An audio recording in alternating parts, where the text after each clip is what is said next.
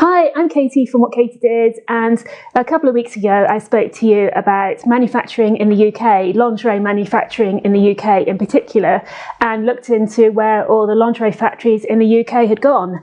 And this week is kind of on a similar vein, and I'm going to talk about fully fashioned stockings and where all the fully fashioned stocking factories have gone. You might have noticed recently that we've had a bit of a dry spell with our fully fashioned stockings, and we've been out of stock of quite a few of our most popular ranges.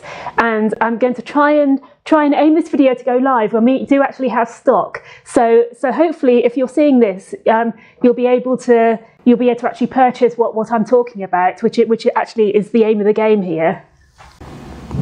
Fully fashioned stockings have to be made on vintage redding machines, and these are the machines where the stockings are knitted flat and the seam actually holds the stocking together.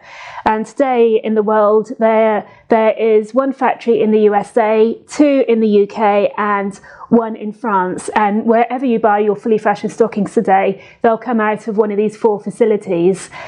The machines that make these are absolutely huge and cumbersome. They're about 30 feet long.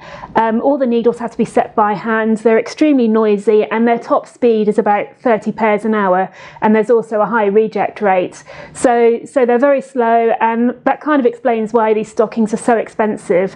And you can also see why in the early 1960s, when RHT stockings started to be made on little circular knit machines, which are like a tenth of the size and a tenth of as expensive as well, that all the hosiery manufacturers were like, great, we'll move over to this new technology and it'll be fantastic, and stockings will be cheaper and we'll be able to make them so much faster and everything will be great. And everything was great for a while, but of course that left the poor old redding machines making the fully fashioned stockings. The factories gradually slowed down to where we are today, which is only 4 factories left in the world making them.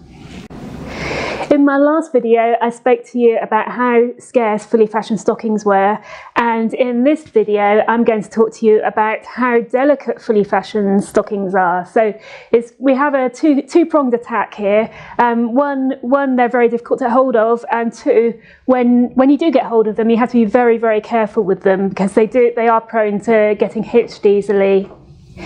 If you look back to the 1950s, the people who used to make your fully fashioned stockings, they used to have 2 manicures a day.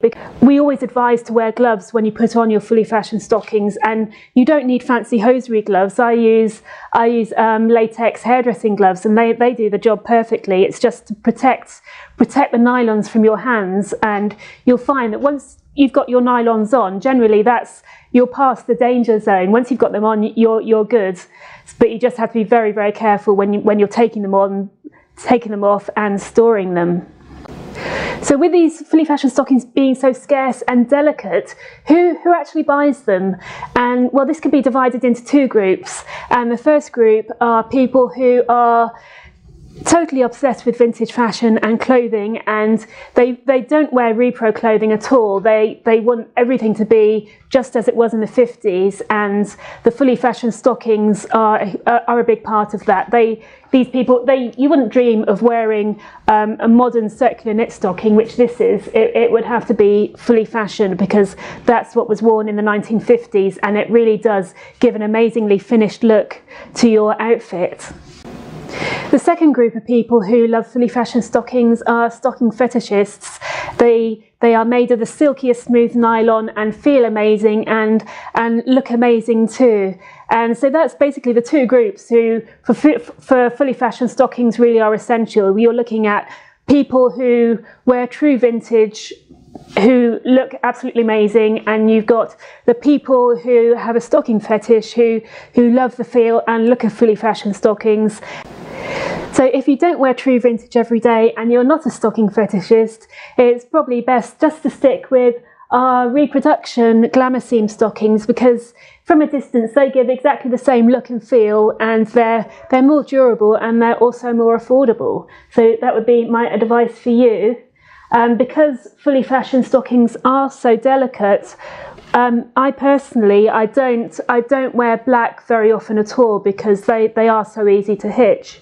I go for the copper with a black seam, because I love the way the black seam stands out, and it gives the look of a black seam stocking, while the skin tone leg will hide any defects. So that's my tip, and that's what I do, and that works out perfectly. If you do have any questions about Fully Fashioned Stockings or our glamour seams, please get in touch below and I shall get back to you. Take care.